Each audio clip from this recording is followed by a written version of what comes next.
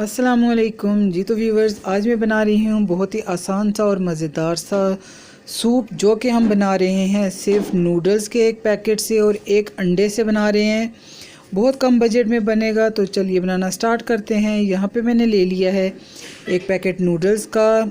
1 litre पानी ले लिया था, इसको बॉयल होने के लिए रख दिया है।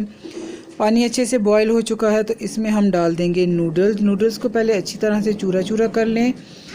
उसको जी हमने पकने के लिए छोड़ देना है तकरीबन 5 मिनट के लिए, क्योंकि बहुत ज़्यादा टाइम नहीं लगता नूडल्स बनने में। तो जी तब तक मैंने ले लिया है 1 अदद अंडा। इसको अच्छे से मैं फेंट लूँगी हैंड बीटर के साथ। तो इसमें मैंने डाला है 1 चुटकी के बराबर नमक डाल के भी मैंने इसको भी मिक्स कर लिया था। ये जल्दी से मैं काम कर रही हूँ ताकि जी जल्दी से हमारा सूप रेडी हो जाए, क्योंकि ये 5 से 10 मिनट में हमारा सूप बन के रेडी हो गया था।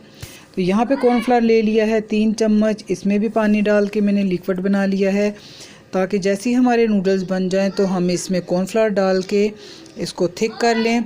यहाँ पे मैंने जो है तो डाला कॉर्नफ्लावर, तो ये थोड़े से इसमें लम्स बन गए थे, क्योंकि एक हाथ में मेरे मोबाइल था तो मैं वीडियो बना रही थी, इसलिए फटाफट से डाल के मैंने इसको मिक्स किया। लेकिन मुझे लगा इसमें लम्स हैं, तो इसलिए मैंने दोबारा फिर ये जो हैंड बीटर है इसके साथ मिक्स कर लिया।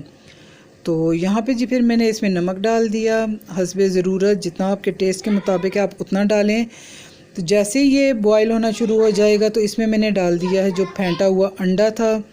अंडा डाल के तो फिर इसको मैंने तकरीबन 5 मिनट के लिए छोड़ दिया था पकने के लिए। बहुत अच्छे से जब ये पक जाएगा तो फिर हमने इसको देखना है कि इसको कितना और मज़ीद थिक करना है। ठीक है, ये देखें ये पक चुका है। तो इसमें मैंने डाला था हाफ़ कप के करीब सिरका डाल के। तो मैंने ज़्यादा देर नहीं पकाया इसको, क्योंकि ये बिल्कुल बहुत मज़ेदार सा सूप बन चुका था। ये देखें अब सिरका भी मैंने इसमें डाल दी। ये भी आपके टेस्ट के पे डिपेंड करता है कि आपको कितना पसंद है, तेज़ खट्टा या कम, तो वो आप कर सकते हैं। तो यहाँ पे जी आप चाहें तो इस स्टेज पे आके आप इसमें डाल सकते हैं मिर्चें, सोया सॉस, चिली सॉस, कुछ भी। तो मैंने कुछ भी नहीं डाला था, क्योंकि सबकी अपनी अपनी पसंद है, इसलिए मैंने अलग से सर्व किया था।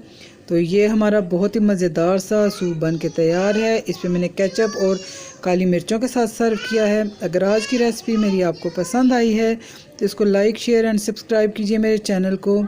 अपनी दुआओं में याद रखिएगा। एक नई रेसिपी के साथ दोबारा आपसे मुलाकात होगी। तब तक के लिए इजाज़त दीजिए। अल्लाह हाफिज़।